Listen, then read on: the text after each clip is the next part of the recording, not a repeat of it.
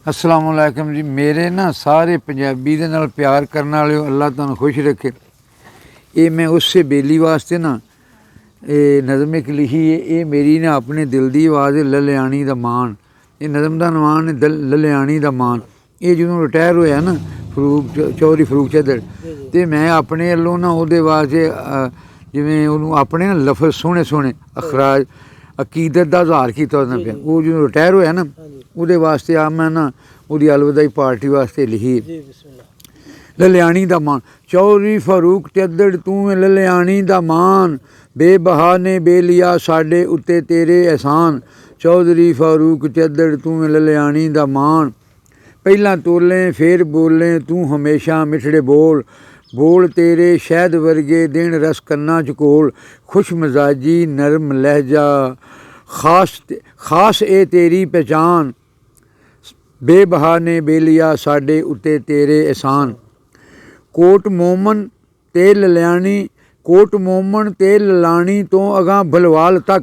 Coat मोमन ते ललानी तो अगां भलवाल तक, तेरे चर्चे ने मुअज़्ज़मा बाद तो देओवाल तक।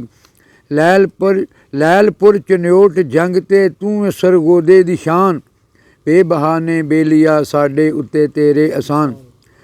मेल मेले महफिलां ते बैठकां दी जान तू, बेलियां दे बेलियां नू भी तू लैना है सियान। मेल मेले महफिलां ते बैठकां दी जान तू, दोस्तां दा तू भरोसा यारियां दा मान तू। दोस्तां दा तू भरोसा यारियां दा मान तू, मेल मेले महफिलां ते बैठकां दी जान तू। बेलियां दे बेलियां नू भी तू लैना है सियान, बेबहा ने बेलिया साडे उत्ते तेरे एहसान।